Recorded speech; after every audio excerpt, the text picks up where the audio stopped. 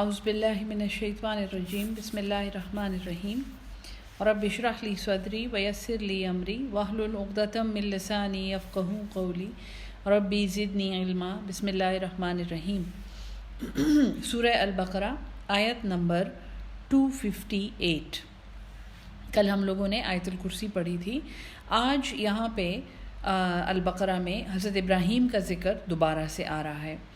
علم ترا، کیا تو نے نہیں دیکھا، الی الذی، اس شخص کو، حاج ابراہیم، جو حجت کرتا تھا، لڑتا تھا ابراہیم علیہ السلام سے، فی ربہ، اس کے رب کے بارے میں، ان عطاہ اللہ، یہ کہ عطا کیا ہے اللہ نے، الملک، ان عطاہ اللہ الملک، اس شخص کو عطا کیا تھا اللہ نے بادشاہت۔ یہ نمرود کی بات ہو رہی ہے۔ اذ قال ابراہیم، جب کہا ابراہیم علیہ السلام نے، ربی، میرا رب، الذی، وہ ذات ہے، یحیی و یمیت، جو زندہ کرتا ہے اور مارتا ہے۔ قال، اس شخص نے کہا، انا احیی و امیت، میں بھی زندہ کرتا ہوں اور مارتا ہوں۔ قال ابراہیم، کہا حضرت ابراہیم علیہ السلام نے، فإن اللہ، پس بے شک اللہ، یأتی، وہ لاتا ہے، بالشمس، سورج کو، من المشرق، مشرق سے، فأتی بہا، پس تو لے آ اسے، من المغرب، مغرب سے۔ تو یعنی یہ وہ دلائل عقلی جو میں آپ کو پڑھاتی ہوں نا، کہ عقل کے دلائل ہیں قرآن میں، تو یہ پیغمبر جو ہیں یہ اس سرکش بادشاہ سے عقل کے ذریعے ایک مکالمہ کر رہے ہیں اور انہیں چیلنج دے رہے ہیں کہ اللہ، میرا اللہ تو مشرق سے سورج نکالتا ہے، اگر تو بڑا اللہ ہے تو تو مغرب سے اسے نکال دے۔ فبہت الذی، پس مبہوت ہو گیا، شوق ہو گیا، کفرا، وہ شخص جو کافر تھا، واللہ، اور اللہ، لا یہدی القوم الظالمین، ہدایت نہیں دیتا ظالموں کو۔ او کالذی، یا اس شخص کی طرح، مرہ، جو گزر رہا تھا، علی قریۃ، ایک بستی پر سے، وہی خاویۃ، اور وہ الٹی پڑی ہوئی تھی، علی عروشہا، اپنی چھتوں پر، یعنی ایک قدیم تباہ شدہ بستی پر سے ایک پیغمبر گزر رہا تھا۔ قال، اس نے کہا، انا یحیی ھذہ اللہ، انا، کیسے، یحیی، زندہ کرے گا، ھذہ اللہ، اس کو اللہ تعالیٰ، بعد موتہا، بعد اس کی موت کے، فاماتہ اللہ، پس موت دے دی اس کو اللہ نے، 100 عام، 100 سال تک، ثم بعثہ، پھر اسے اٹھایا۔ قال، اللہ نے پوچھا، کم لبثت، کتنا عرصہ تو پڑا رہا ہے؟ قال، اس نے کہا، لبثت، میں پڑا ہوا تھا، یومن او بعد یوم، ایک دن یا اس کا بھی کچھ حصہ۔ قال، اللہ نے کہا، بل لبثت، بلکہ تو پڑا ہوا تھا، 100 عام، 100 سال تک۔ فانظر، پس دیکھ، الی طعامک، اپنے کھانے کی طرف، و شرابک، اور اپنے مشروب کی طرف، لم یتسنہ، وہ گلے سڑے نہیں ہیں، وانظر، اور دیکھ، الی حمارک، اپنے گدھے کی طرف، اور وہ گدھا جو تھا وہاں پر ہڈیوں کا ایک ڈھیر بن کے پڑا ہوا تھا، ولنجعلک، اور تاکہ ہم بنائیں تجھے، آیۃ للناس، ایک نشانی لوگوں کے لیے، وانظر الی العظام، اور دیکھ اس کے پٹھوں کی طرف، کیف ننشزھا، کیسے ہم اٹھاتے ہیں، جوڑتے ہیں انہیں، ثم نکسوھا، پھر ہم انہیں پہناتے ہیں، لحمن، گوشت۔ تو اس کی ہڈیوں کو دیکھ، اس کے پٹھوں کو دیکھ، کیسے ہم انہیں اٹھاتے ہیں، انہیں اکٹھا کرتے ہیں، اور پھر ہم انہیں گوشت پہناتے ہیں۔ فلما تبین لہ، پس جب روشن ہو گیا اس کے لیے، جب اسے سمجھ آ گئی، قال، اس نے کہا، اعلم، میں جان گیا ہوں، ان اللہ، یہ کہ اللہ، علی کل شیء قدیر، ہر چیز پر قادر ہے۔ تو اللہ تعالیٰ اپنے طریقے جو ہیں وہ ایمان والوں کو سمجھاتا ہے۔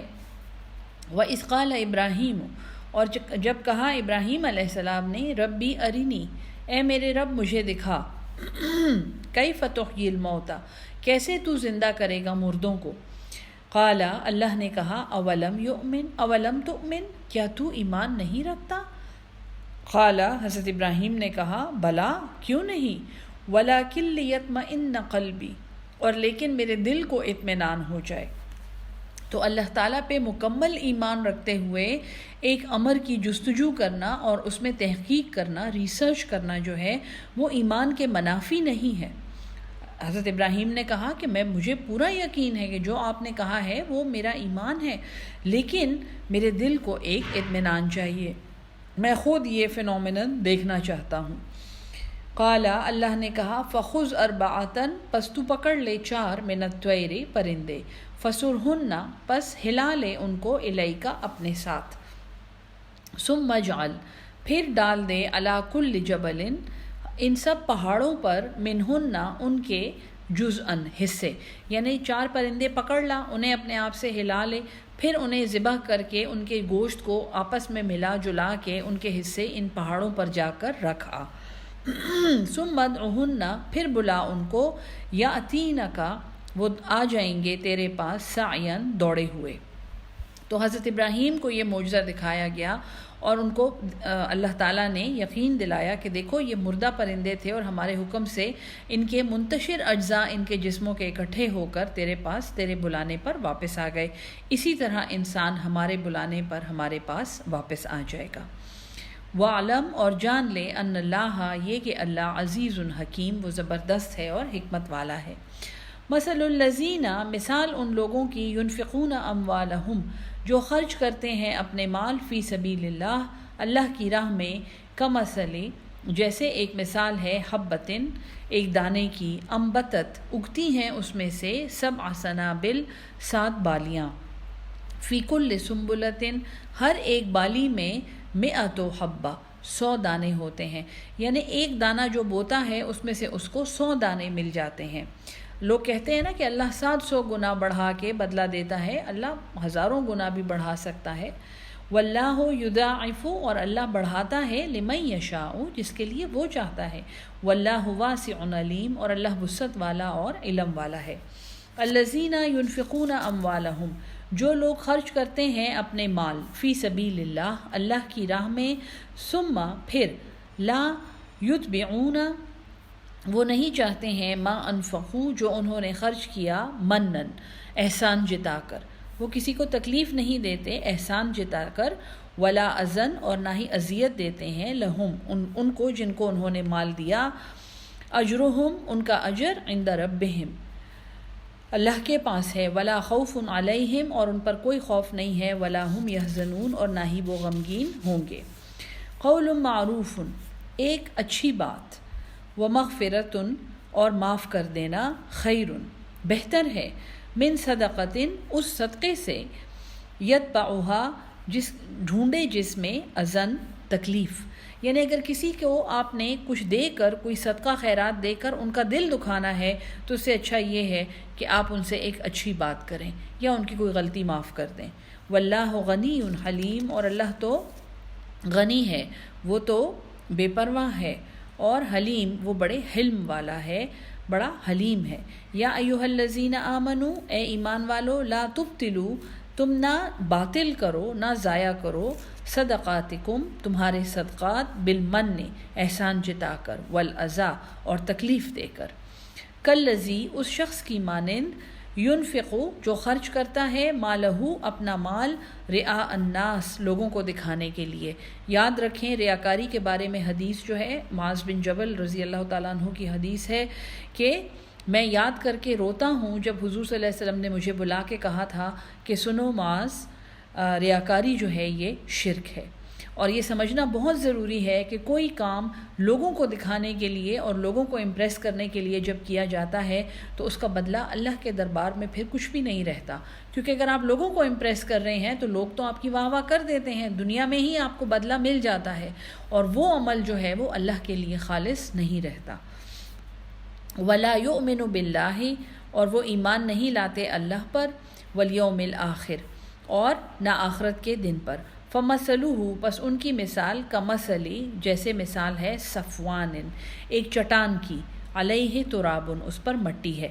تو جو لوگ دکھاوے کے لیے خرچہ کرتے ہیں اور اللہ پر ایمان نہیں رکھتے اور آخرت پر بھی ایمان نہیں رکھتے، ان کی مثال ایک چٹان کی ہے جس پر مٹی ہے۔ فَأَصَابَهُ، پس پہنچے اس کو، وابل، ایک موسلا دھار بارش، فَتَرَكَهُ، پس چھوڑ دے اسے، سولدن، بالکل خالص، بالکل آری، یعنی مٹی اس پہ سے بہہ جائے. لا یقدرون، کوئی قدرت نہیں رکھتے، کوئی کنٹرول نہیں رکھتے، علی شیء کسی بھی چیز پر، مما کسبوا اس میں سے جو انہوں نے کمایا. تو دکھاوا کرنے والے کی اور ریاکار کے عمل کی مثال ایسی ہے جیسی ایک چٹان پہ پتلی سی لیئر مٹی کی ہو. وہ مٹی جو ہے وہ اس کے اچھے اعمال ہیں، اور اگر تیز بارش پہنچے، گویا موت آ گئی یا قیامت آ گئی، تو وہ اعمال جو ہیں اس کے وہ اوپر سے دھل جاتے ہیں، اندر میں سے صرف ایک چٹان نکل آتی ہے. اور وہ کسی چیز پر قدرت نہیں رکھتا جو اس نے دنیا میں کمائی ہے. واللہ، اور اللہ، لا یہدی القوم الکافرین، کافروں کی قوم کو، کافروں کو ہدایت نہیں دیتا. وَمَثَلُ الَّذِينَ، اور مثال ان لوگوں کی، يُنْفِقُونَ أَمْوَالَهُمْ جو خرچ کرتے ہیں اپنے مال، ابتغاء چاہتے ہوئے، مرضات اللہ اللہ کی رضامندی کے لیے، وَتَثْبِيتًا اور اس بات رکھتے ہیں، ایک مضبوطی رکھتے ہیں، ثابت قدم ہوتے ہیں، من انفسہم اپنے دلوں میں، یعنی اپنے ایمان میں وہ مضبوط ہوتے ہیں. کمثل جیسے مثال ہے، جنتن ایک باغ کی، بربوتن ایک بلندی پر، یعنی ایک باغ ہے بڑا خوبصورت اور بلندی آپ امیجن کریں. اصابہا اس کو پہنچے، وابلن ایک موسلا دھار بارش، فآتت پس وہ لائے، اکلہا اپنے پھل، ضعفین ڈبل، یعنی کہ وہ ایسا خوبصورت باغ ہے کہ جب اس کو بلندی پر بارش پہنچتی ہے تو وہ اپنے پھل ڈبل کر دیتا ہے. فإن لم یصبھا پس اگر وہ بارش نہ بھی ہو، وابلن وہ تیز بارش، فتولن تو پھوار ہی کافی ہے. یعنی وہ ایسا ایک زرخیز اور خوبصورت باغ ہے، اور اس کی جڑ اور اس کی مٹی اتنی خوبصورت خالص ہے کہ چھوٹی سی پھوار بھی اس میں زبردست پھل جو ہے وہ پیدا کر دیتی ہے. واللہ بما تعملون بصیر، اور جو تم عمل کرتے ہو اللہ اس کو دیکھنے والا ہے.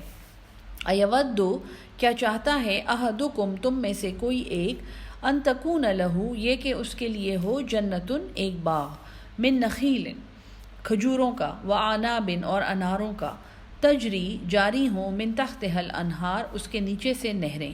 بڑا خوبصورت ایک سین ہے کہ بڑا اچھا سا پیارا سا باغ ہے. جنہ میں نے آپ کو کہا تھا کہ اتنی گھنے درخت ہوں جہاں ایک اندھیرا ہوتا ہے، سکون آور اندھیرا، اس جگہ کو جنت کہتے ہیں. اور اس کے نیچے نہریں بھی بہہ رہی ہیں. لہو فیہا اس کے لیے اس باغ میں، من کل الثمرات سارے پھل ہیں، واصابہ الکبر اور اسے بڑھاپا پہنچ جائے. اب یہ شخص جو ہے اس باغ کا مالک بوڑھا ہو گیا ہے. وَلَهُ ذُرِّيَّةٌ اور اس کی اولاد جو ہے، ضعفاء وہ بڑی کمزور ہے، ابھی بڑی چھوٹی ہے، اپنے لیے کچھ نہیں کر سکتی. فَأَصْوَابَهَا پس پہنچے اس باغ کو، اعصار ایک بگولا، جیسے اس کو کوئی ایک تباہی پہنچے اس باغ کو. فیہ نار جس میں آگ ہے، فاحترقت تو وہ جلا کر بھسم کر دے اس باغ کو.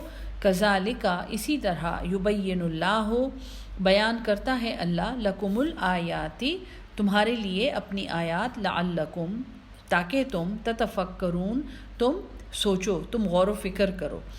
تو آیت نمبر 266 اس میں اللہ تعالیٰ ایک ایسے شخص کی مثال دے رہا ہے جس نے بڑی محنت سے ایک باغ لگایا ہے اور اس میں بڑے اچھے اچھے پھل ہیں، اور یہ شخص جو ہے یہ سارا کام دنیاوی نفع کے لیے اور دنیاوی فائدے کے لیے کر رہا ہے اور لوگوں کو دکھانے کے لیے کر رہا ہے. اور پھر جب اس کے بچوں کو سب سے زیادہ ضرورت ہوتی ہے اس کی ذات کی اور اس باغ کی، تو یہ بھی بہت بوڑھا ہو جاتا ہے اور وہ باغ تباہ ہو جاتا ہے. یعنی وہ اعمال جو ہیں وہ دنیا میں ہی تباہ ہو جاتے ہیں اور کسی کو ان کا فائدہ نہیں پہنچتا. یا ایھا الذین آمنو اے وہ لوگوں جو ایمان لائے، انفقوا من طیبات خرچ کرو پاکیزہ چیزوں میں سے، ما کسبتم جو تم کماتے ہو. تو حرام کی کمائی میں صدقہ خیرات نہیں ہوتا. وَمِمَّا أَخْرَجْنَا لَكُمْ اور اس میں سے جو نکالا اس نے تمہارے لیے، من الارض زمین میں سے. باغ میں اور فصل میں زکوٰۃ کا جو نام ہے وہ ہے عشر، یعنی اس کا 10واں حصہ جو ہے وہ خیرات کیا جاتا ہے. وَلَا تَيَمَّمُوا الْخَبِيثَ اور نہ تم مکس کرو، نہ تم ملاؤ جلاؤ گندگی کو، منہ اس میں سے، تنفقون جو تم خرچ کرتے ہو. تم اس کمائی میں گندگی کو اور ناجائز آمدنی کو نہ ملاؤ جو تم خرچ کرتے ہو. وَلَسْتُمْ بِآخِذِيهِ اور نہیں ہو تم اس کو لینے والے، إِلَّا مگر، أَن تُغْمِضُوا فِيهِ مگر تم نگاہیں جھکا کر اور برا فیل کرتے ہوئے وہ چیز لو. یعنی اللہ کی راہ میں جو چیز خرچ کرو وہ خوبصورت اور اچھی چیز ہو، بہترین چیز ہو، ایسی گھٹیا چیز نہ ہو جس کو اگر تمہیں کوئی دے تو تم آنکھیں بند کر کے تمہیں لینی پڑے، وہ اتنی ناگوار ہو. وَاعْلَمُوا، اور جان لو، ان اللہ، یہ کہ اللہ غنی حمید، وہ غنی ہے اور وہ تعریف کے لائق ہے. دیکھیں اللہ کی راہ میں جو چیز ہم خرچ کر رہے ہیں گویا ہم اللہ کو ایک تحفہ دے رہے ہیں. اللہ کہتا ہے من ذا الذی یقرض اللہ قرضا حسنا. تو جب اللہ کو آپ ایک قرضہ دے رہے ہیں تو آپ کیسے ایک ردی چیز دے سکتے ہیں؟ جو کپڑے آپ نے، جو لباس آپ نے خود پہنا ہوا ہے، آپ اس لباس کے مقابلے میں 10 درجے گھٹیا چیز اللہ کی راہ میں خرچ کر رہے ہوتے ہیں. کیا کبھی آپ نے سوچا ہے کہ اللہ کو آپ کے اس بوسیدہ اور پھٹے ہوئے اور پرانے لباس کی کیا ضرورت ہے؟ یا اللہ کو اس کھانے کی کیا ضرورت ہے جو 2 دن پرانا ہو گیا اور اس سے کوئی بیمار ہو سکتا ہے؟ ہماری ایک جاننے والی تھی جو نہ صرف انتہائی فریش اور خوبصورت کھانا بناتی تھی بلکہ وہ اپنے گھر کے بہترین ڈنر سیٹ میں وہ کھانا ڈال کے غریبوں کے گھر بھیجتی تھیں. اور جب ہم ان سے پوچھتے تھے کہ آپ ایسا کیوں کرتی ہیں تو وہ کہتی تھیں کیوں ان کا بھی حق ہے، ان کو بھی پتہ چلنا چاہیے کہ لوگ اتنے خوبصورت برتنوں میں بھی کھانا کھاتے ہیں. تو یہ ایک سوچ ہے کہ ہم اللہ کی راہ میں جو چیز خرچ کر رہے ہیں وہ بہت بہترین ہونی چاہیے.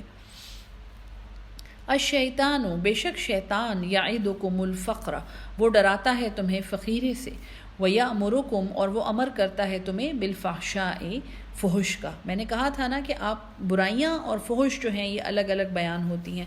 تو شیطان جو ہے وہ تمہیں فقیری سے ڈراتا ہے اور تمہیں گھٹیا چیز دینے کو کہتا ہے. گویا جو صدقہ آپ گھٹیا چیز کا کر رہے ہیں وہ اللہ کو کیا خوش کرے گا، وہ آپ شیطان کے مشورے پہ کر رہے ہیں. اور وہ آپ کو فحش کا حکم دیتا ہے. واللہ یعدکم، اور اللہ تم سے وعدہ کرتا ہے مغفرت کا، منہ، اپنی طرف سے، وفضلا، اور فضیلت کا. واللہ واسع علیم، اور اللہ وسعت والا اور علم والا ہے. یؤتی الحکمت، وہ عطا کرتا ہے حکمت، من یشاء، جسے وہ چاہتا ہے. ومن یؤت الحکمت، اور جو حکمت دیا گیا ہے، فقد اوتیا، پس وہ دیا گیا ہے، خیرن کثیرا، ایک بہت بڑی بھلائی، بہت بڑی خیر. وما یذکر، اور نہیں نصیحت حاصل کرتے، الا، مگر، اولو الالباب، عقل والے. اب یہ حکمت کیا چیز ہے؟ دیکھیں، ایک ہدایت ہے، ایک رشد ہے، اور پھر ایک حکمت ہے. ہدایت، اگر آپ کسی کو کہیں کہ جی سیدھا چل کے دائیں مڑ جائیں اور وہاں پر آپ کو آپ کی منزل مل جائے گی، یہ ہدایت ہے. رشد یہ ہے کہ آپ سیدھا چل کے اگر دائیں مڑ جائیں تو آپ کو وہاں پہ اپنی منزل مل جائے گی، لیکن اگر آپ یہاں سے تھوڑا سا اپنا اینگل چینج کر کے سیدھا بھی چلے جائیں تو منزل آپ کے سامنے آ جائے گی. رشد جو ہے یہ نیویگیشن ہے، کسی کو ہدایت دے کر پھر اس کا آسان راستہ بتانا اور بغیر تکلیف کے ان کو وہاں تک پہنچانا. ٹھیک ہے، اس سے اوپر پھر حکمت ہے. حکمت یہ ہے کہ آپ کسی کو کہیں کہ ویسے تو سیدھا چل کے اور دائیں مڑ جائیں تو آپ وہاں پہنچ جائیں گے، لیکن آج آپ کو وہاں جانے کی کیا ضرورت ہے، وہاں وہ چیز تو آج بند ہے، اور اس کے بجائے آپ فلاں جگہ چلے جائیں اور یہ بہتر ہے. تو حکمت جو ہے اس کو وزڈم کہتے ہیں، اس کو دانائی کہتے ہیں. اور حکمت یعنی حکمہ، فیصلہ کر دینا، ایک ٹھیک فیصلہ کر دینا. حکمت جو ہے یہ بہت اعلیٰ درجے کی کوالٹی ہے. تو اللہ فرماتا ہے کہ اللہ کی راہ میں جب تم خرچ کرنا سیکھ جاؤ گے تو گویا یہ حکمت کی ایک نشانی ہے. اللہ کی راہ میں بہترین چیز دینی ہے، اپنی ضرورت سے زیادہ چیز دینی ہے، لیکن پھر بھی بہترین چیز دینی ہے، اور اللہ کو ایک قرضہ دینا ہے. تو یہ ساری باتیں سمجھنے کے لیے صرف سمپل ہدایت کافی نہیں ہے، بلکہ ان کے لیے پھر حکمت کافی ہے. تو اللہ نے جس کو حکمت دی اس کو اللہ نے خیر کثیر دی ہے. وما انفقتم من نفقۃ، اور جو تم خرچ کرتے ہو کوئی بھی خرچ، او نظر تم من نظر، یا تم نظر دیتے ہو اللہ کی راہ میں، فإن اللہ، پس بے شک اللہ، یعلمہ، وہ اسے جانتا ہے. وما للظالمین، اور نہیں ہے ظالموں کے لیے، من انصار، کوئی بھی مددگار. ان تبدوا الصدقات، اگر تم ظاہر کر دو اپنے صدقے، فنعم ما ہی، تو بڑا اچھا ہے تمہارے ان کے لیے. وَإِن تُخْفُوهَا، اور اگر تم انہیں چھپا لو وَتُؤْتُوهَا الْفُقَرَاءَ اور دو انہیں فقیروں کو فَهُوَ خَيْرٌ لَكُمْ تو بہتر ہے تمہارے لیے۔ صدقہ خیرات کو چھپا کر کرنا جو ہے اس کی زیادہ اہمیت ہے، زیادہ اس کی فضیلت ہے، اور اہمیت یہ ہے کہ انسان کی نیت خالص رہتی ہے۔ لیکن دکھا کر دینا جو ہے یہ بھی عالموں نے کہا ہے کہ دوسروں کو ترغیب دینے کے لیے اگر دکھا کر دیا جائے جبکہ اپنی نیت ریاکاری کی نہ ہو تو بھی ٹھیک ہے، کوئی اس میں برائی نہیں ہے۔ وَيُكَفِّرْ عَنْكُمْ اور وہ دور کرے گا تم سے مِنْ سَيِّئَاتِكُمْ تمہاری برائیاں۔ صدقہ خیرات کرنا جو ہے وہ مال کی گندگی کے علاوہ نفس کی اور دل کی گندگی کو بھی ختم کرتا ہے۔ وَاللَّهُ بِمَا تَعْمَلُونَ خَبِيرٌ اور جو تم عمل کرتے ہو اللہ اسے جانتا ہے۔ لَيْسَ عَلَيْكَ هُدَاهُمْ تم پر نہیں ہے ان کی ہدایت، وَلَكِنَّ اللَّهَ اور لیکن اللہ يَهْدِي مَن يَشَاءُ ہدایت دیتا ہے جسے وہ چاہتا ہے۔ تو اگر تم کسی پر خرچ کر رہے ہو اور یہ سمجھتے ہو کہ تم اسے اسلام کی دعوت دو گے اور وہ قبول کر لے گا تو تم پر اس کی ہدایت نہیں ہے، اللہ جس کو چاہتا ہے ہدایت دیتا ہے۔ وَمَا تُنْفِقُوا مِنْ خَيْرٍ اور جو تم خرچ کرتے ہو اپنے مال میں سے فَلِأَنفُسِكُمْ تو وہ تمہاری اپنی جانوں کے لیے ہے۔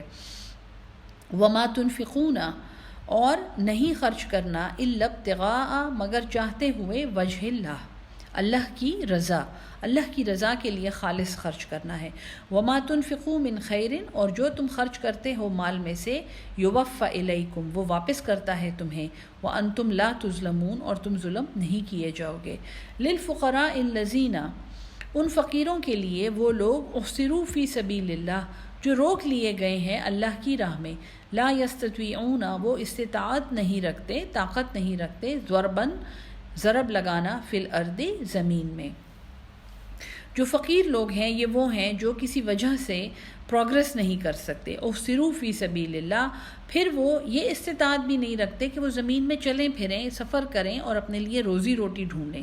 یحسبہم سمجھتے ہیں ان کو جاہل لوگ، اغنیاء کہ وہ غنی ہیں، کہ وہ بادشاہ ہیں، ان کو کوئی ضرورت نہیں ہے ان کو، من التعفف ان کے تعفف کی وجہ سے۔ تعفف جو ہے وہ خودداری ہے کہ ان کی خودداری کی وجہ سے چونکہ وہ خود منہ سے نہیں مانگ رہے ہوتے تو جاہل لوگ ان کو سمجھتے ہیں گویا یہ غنی ہیں، ان کو کوئی ضرورت نہیں ہے، یہ مالدار ہیں۔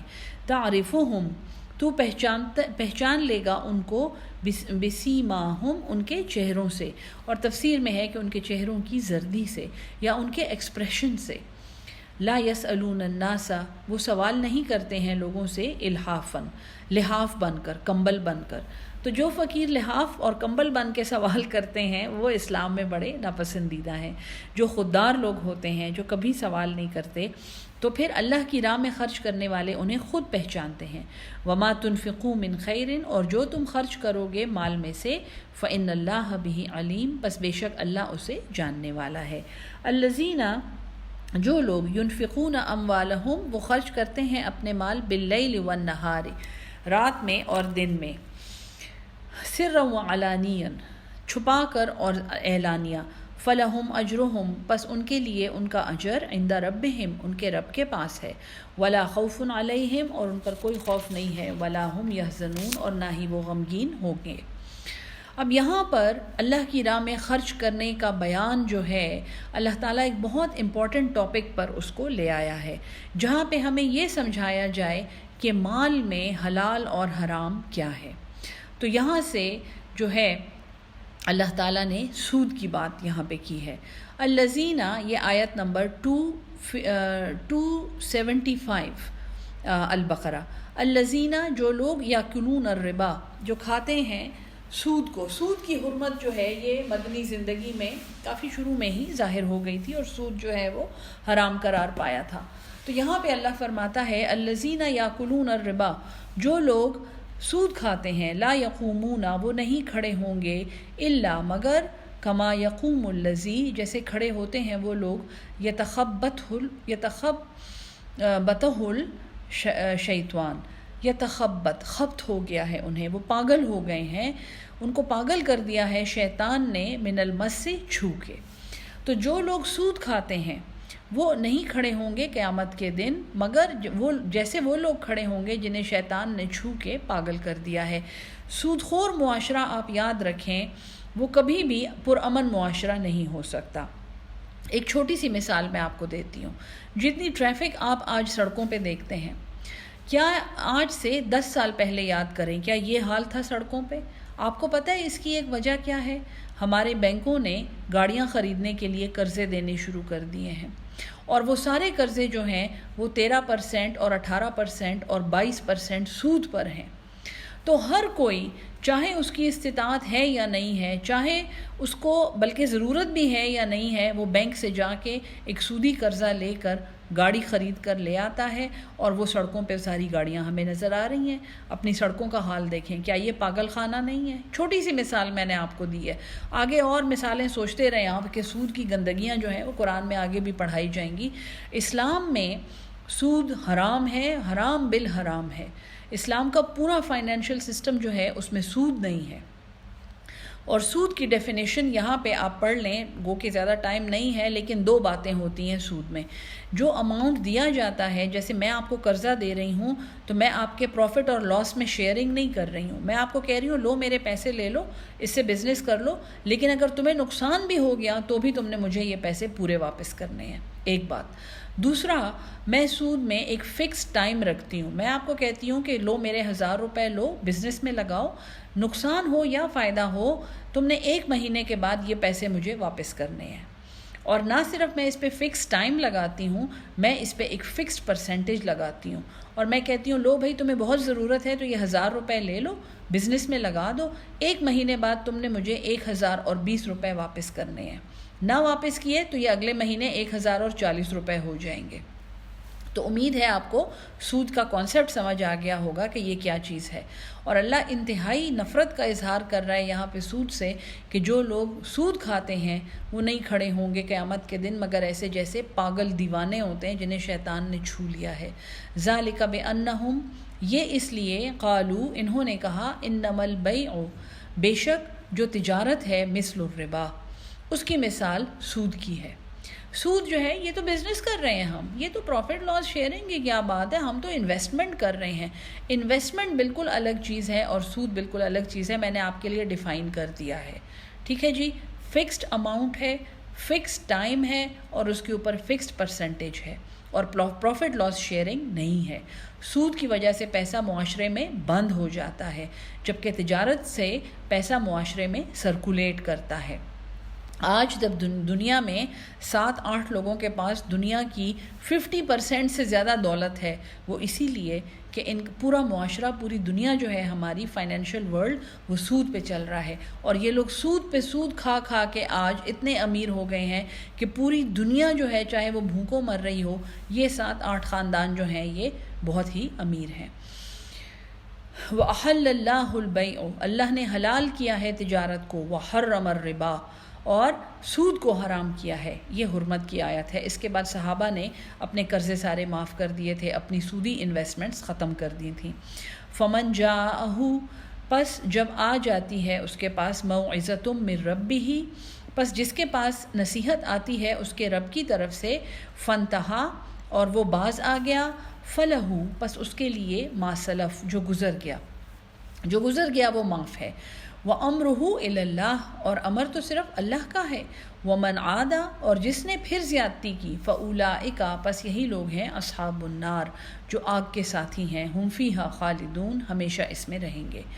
یمحق اللہ الربا، اللہ مٹاتا ہے سود کو، وَيُرْبِي الصَّدَقَاتِ، اور یوربی وہی لفظ یاد ہے جو میں نے آپ کو کہا تھا، نرش کرتا ہے، پالتا ہے، پروردگار ہے، رب اس سے نکلا ہے نا، یوربی وہ بڑھاتا ہے، الصدقات، صدقات کو، واللہ، اور اللہ، لا یحب، وہ نہیں دوست رکھتا، کل کفار اثیم، ہر انکار کرنے والے گنہگار کو۔